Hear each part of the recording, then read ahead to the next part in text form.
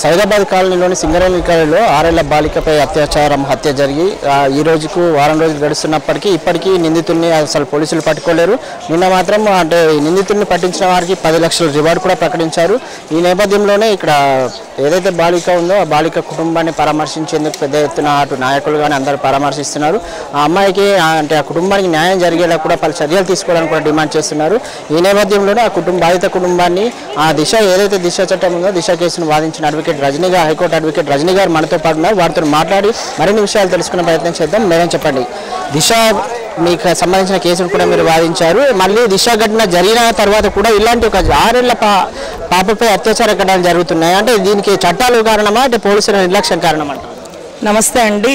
దిశ encounter ఘటనలో ఒక 21 ఏళ్ల బాలిక మీద జరిగిన హత్య కానీ అత్యాచార యత్నానికి కానీ ఇమీడియట్గా స్పాట్లో ఒక 4 ముద్దాయిల్ని చూపిస్తూ అంటే ఇక్కడ చూపిస్తూ అని ఎందుకు చెప్తున్నానంటే ఎవరో హత్య చేశారు అత్యాచారం చేయిస్తారు అనగానే ఇమీడియట్గా పోలీసులు స్పందించి వాళ్ళే నన్ను చూపించిన వాళ్ళు వారం రోజుల నుంచి ఈ అమ్మాయిని రేప్ చేసింది ఇతనే, ఈ అమ్మాయిని చంపింది ఇతనే అని చెప్తే ఒక 7 రోజుల నుంచి 6 రోజుల నుంచి మీరు చూస్తూనే ఉన్నారు. వాళ్ళని పట్టుకోవడం అంటే ఒక్క మనిషిని పట్టుకోవడం ఇంతమంది పోలీసుల వల్ల కాలేకపోయిందండి.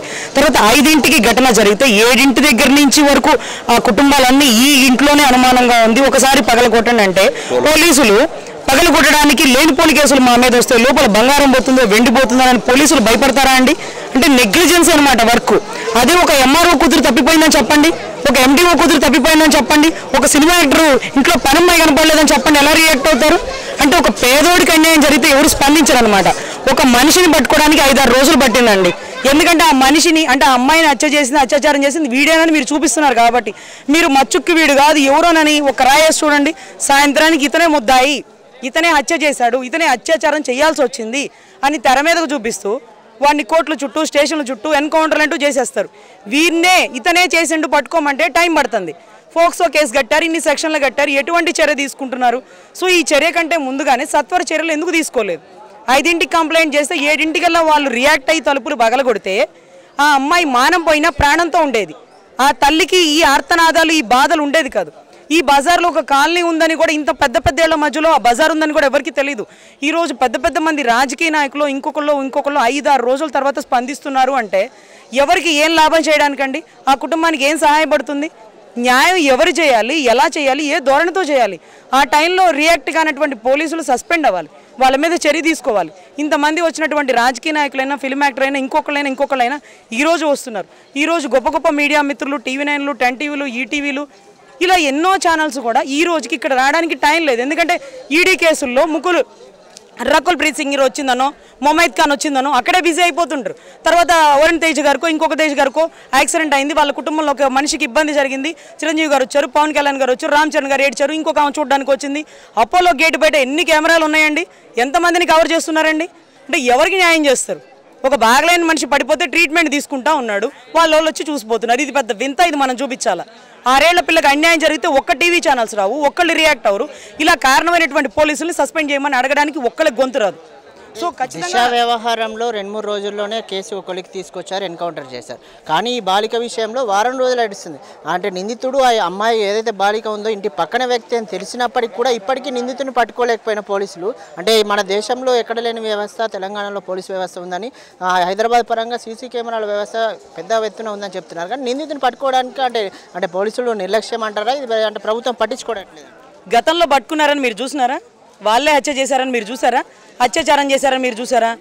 ఒక అన్యాయం జరిగింది, ఆ అమ్మాయికి రేప్ జరిగింది, అంతే. అనుమానం ఉన్న వాళ్ళందరినీ తెచ్చేస్తారు. అసలు గట్కేసర్ ఇన్సిడెంట్లో ఆటో వాళ్ళని సిల్వర్ స్క్రీన్ మీద చూశారు, పనిచేసే వాళ్ళు కదా.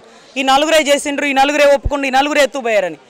మరి ఆటో వాళ్ళని కాదని మళ్ళీ ఆటో వాళ్ళందరూ ధర్నా చేస్తే వాళ్ళని కాదు, ఆ అమ్మాయి ఎవరో బైక్ ఎక్కిందని ఇప్పుడు ఆ అమ్మాయిని ఇబ్బంది పెట్టి ఆ అమ్మాయి వాల్యూని డిగ్రేడ్ చేసినారు. ఇలా ఒకళ్ళ మీద ఒకళ్ళు తప్ప నిజంగా వీడు దోషి, వీడే తప్పు చేసిండు, వీడు పట్టుకోండి అని మనమే చెప్పాం. వాళ్ళు వెతకాల్సిన పనిలే. ఇప్పుడు ఫోటోతో సహా ఇచ్చాం వీడినే పట్టుకోండి అనేసి. ఇప్పుడు పట్టుకోలేకపోతున్నారు. మరి గతంలో పట్టుకున్నట్ట, ఇప్పుడు పట్టుకోలేనట్ట? గతంలో ఎన్కౌంటర్ చేశారు కదా, మరి ఆ అమ్మాయికి అన్యాయం జరిగిందని. మరి ఈ అమ్మాయికి అన్యాయం జరగలేదా? 6 ఏళ్ల పిల్లకి ఏమంతా సెక్సువల్ ఫీలింగ్స్ వస్తాయని వాడు అలా చేసిండు? ఒక 16 ఏళ్ల పిల్లని చేసిన అర్థం పర్థం ఏమో నా కామం కోరిక తీర్చుకోవడానికో నేను ఓర్చుకోలేకపోయినాను. 6 ఏళ్ల పిల్ల మీద వాడికి ఎటువంటి ఫీలింగ్స్ వచ్చినాయి?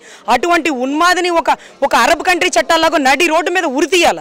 అటువంటి వ్యక్తిని పట్టుకోవడానికి ఇంత జాప్యం జరుగుతూ 21 పేళ్లకు అన్యాయం జరిగిందని ఒక్క ఆడపిల్ల విషయంలోనే ఎన్కౌంటర్ జరిగిందండి. ఆ తర్వాత ఎన్ని ఇన్సిడెంట్లు జరిగినాయి, దానికి ముందు ఎన్ని ఇన్సిడెంట్లు జరిగినాయి, ఎవరిని ఎందుకు ఎన్కౌంటర్ చేయలేదు? అసలు వాళ్ళైనా దోషులు? ఎవరైనా పెద్దవాళ్ళని దాచనీకి వాళ్ళనే ఉరి తీసినా లేకపోతే వాళ్ళే ఎన్కౌంటర్ చేసినారా? సో ఇటువంటి అనుమానాలు ఎప్పుడు తలెత్తుతాయండి. మీరు ఇతనే ముద్దాయి కాబట్టి పట్టుకోమంటే కొంచెం కష్టం అవుతుంది. సరే సరదాగా ఇతను కాదు ఎవరి మీద అనుమానం ఉందంటే కాసేపట్లో మీకు తెర మీదకి ఎంతోమంది స్క్రీన్ మీదకి వచ్చేస్తారు. ఒక 6 ఏళ్ల బాలికని అత్యాచారం చేసిన వాడు సిల్వర్ స్క్రీన్లో చూపించేస్తారు. కానీ ఇతనైనా మీరు ఫోటో పెట్టారు కాబట్టి పట్టుకోవడానికి 10 లక్షలు ఎక్స్‌గ్రేషియా వదిలేరు. అంటే వాళ్ళు చేత కాకపోతేనే కదా జనాల్ని పట్టుకోమని చెప్పనీకి. మరి ఎలా గతంలో పట్టుకున్నారు, ఇప్పుడు ఎందుకు పట్టుకోలేకపోతున్నారు? అంటే ఇలాంటి ఘటనలు పునరావృతం కాకుండా ఉండాలంటే ఎలాంటి చట్టాలు ఉండాల్సిన అవసరం ఉందంటున్నారు? ఇలాంటి ఘటనలు జరిగితే ఇమ్మీడియట్గా సత్వర న్యాయం జరగాలంటే ఫాస్ట్ ట్రాక్ కోర్టులు రావాలి, 3 నెలల్లో ఉరి తీయాలి. సో ఎవరు తప్పు చేస్తే వాళ్ళని మాత్రమే పట్టుకొని స్క్రీన్ మీదకి తీసుకుని రావాలి. ఎందుకంటే తప్పు చేసిన వాడు ఎప్పుడు తెర మీదకు ఉంటాడు, వాడు బినామీన మాత్రమే జైల్లో ఉంటారు. ఇటువంటివి తగ్గించి నిజంగా నేరం చేసిన వాడు రాజకీయ నాయకుడైనా, వాడు డబ్బున్నోడైనా, వాడు ఎంత పలుకుబడైనా, వాడు ఎటువంటి కులపోడైనా తీసుకొచ్చి నడి రోడ్లో ఈడ్చి వాడిని జైల్లో వేసి కోర్టులో ఉరి తీయాలి. దానివల్ల వచ్చేది ఏంటంటే ఇలాంటి ఎన్కౌంటర్లు కంట్రోల్ అవుతాయి. నిజంగా తప్పు చేసిన వాడిని ఎవరు ఎన్కౌంటర్ చేస్తారండి? వాళ్ళ ఉద్యోగం ఎవరు రిస్క్లో పెట్టుకుంటారు? తలుపులు పగలగొట్టమంటేనే పోలీసులు ఆలోచించిన వాళ్ళు ఎన్కౌంటర్లు చేస్తారా? చట్టాన్ని వాళ్ళ చేతిలోకి తీసుకుంటారా? ఏదో రాజకీయ ఒత్తిడి పైన ఎవడో చేయమని చేసి ఉంటారు. ఇప్పుడు చేయమని మనం అందరం అడుగుతున్నాం కదా. మరి బిగిన్ చేశారు కదా ఎన్కౌంటర్లు మీ తెలంగాణలో. సో ఈ తెలంగాణలో ఎన్కౌంటర్లు స్టార్ట్ చేసినప్పుడు మళ్ళీ కంప్లీట్ చేయండి, కంటిన్యూ చేయండి. ఈ 6 ఏళ్ల పిల్లలకు కూడా అన్యాయం జరిగింది, దారుణమైన అన్యాయం స్క్రీన్ మీద చూసినారు. ఈఎంఐకి కూడా అన్యాయం జరిగింది కాబట్టి ఈ తల్లిదండ్రులు కూడా అడుగుతున్నారు ఎన్కౌంటర్ చేయమని. మీరు వేసిన బాటలోనే వాళ్ళు నడవాలనుకుంటున్నారు. మరి చేయగలుగుతారా? ముద్దాన్ని పట్టుకు తీసుకురాగలుగుతారా? చేతకాకే కదా 10 లక్షలు వదిలింది ఎక్స్‌గ్రేషియా. మరి పోలీసు వాళ్ళు ఉద్యోగం ఏమేం చేస్తున్నారు? 10 లక్షలు జనాల మీదకి వదిలి మీరు పట్టుకోండి మేము తెస్తామని ఈ 10 లక్షలు ఎవరి అకౌంట్లోంచి ఇస్తున్నారు?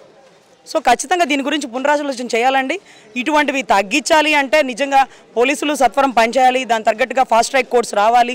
నిజంగా ప్రజల్లో మార్పు రావాలి. కానీ ఇలా జరిగింది ఇమీడియట్గా పట్టుకొని ఇమీడియట్గా ఎన్కౌంటర్, అసలు వీళ్ళ డిలే వల్లే, వీళ్ళ నిర్లక్ష్యం వల్ల ఇదంతా జరిగింది. పోలీసులు సత్వరం చర్య తీసుకుంటే ఇటువంటి ఘటనలు ఏమీ జరగవండి.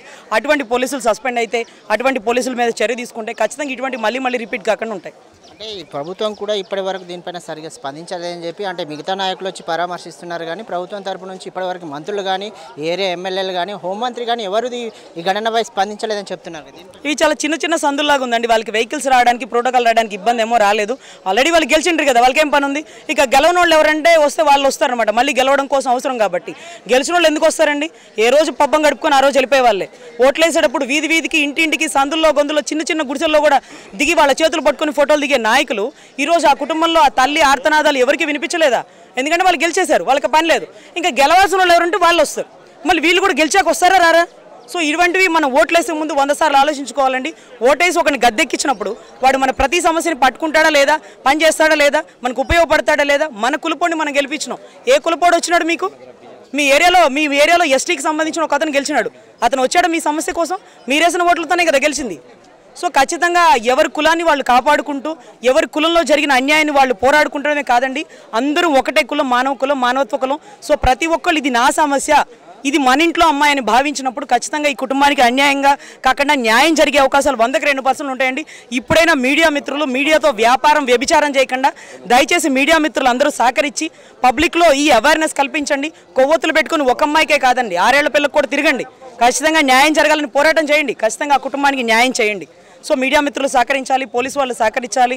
తర్వాత రాజకీయ నాయకులు కూడా ఎంతమంది ఎమ్మెల్యేలు, హోమ్ మినిస్టర్లు, ఈ కులంలో గెలిచిన పెద్ద వాళ్ళు ఉంటారు కదా హోమ్ మినిస్టర్, వీళ్ళందరూ వచ్చి సత్వర న్యాయం చేయాలని మనస్ఫూర్తిగా కోరుకుంటున్నాం. ఏదైతే చైత్ర ఘటన జరిగి వారం రోజులు అవుతున్నప్పటికీ పోలీసులు దీనిపై సరిగా స్పందించాలని చెప్పి అంటే గతంలో దిశ విషయంలో జరిగినప్పుడు నిందితులను అంటే నిందితుడు ఈ చైత్ర విషయంలో నిందితుడు పక్కింటి వాడని అందరికీ ప్రత్యక్షంగా తెలిసినప్పటికీ ఆయనను పట్టుకోవడంలో మాత్రం పోలీసులు విఫలమయ్యారని, గతంలో అటు ఏదైతే దిశ వ్యవహారంలో ఉన్నారో ఏదో నిందితులను పట్టుకొచ్చి ఎన్కౌంటర్ చేశారని, ఇప్పుడు ప్రత్యక్షంగా ఈ వ్యక్తి అని తెలిసినప్పటికీ కూడా పోలీసులు పట్టుకోవడంలో విఫలం చెందారని చెప్పి ఇది పోలీస్ వ్యవస్థ కూడా పేరు తీసుకొస్తుందని ప్రభుత్వం దీనిపైన స్పందించి వెంటనే దీనిపై నిందితుని పట్టుకొని కఠినంగా శిక్షించాలని చెప్పి కూడా లాయర్ రజనీ గారు చెప్తున్న పరిస్థితి. కెమెరా పర్సన్ గురుమూర్తితో నవీన్, V3 న్యూస్, హైదరాబాద్.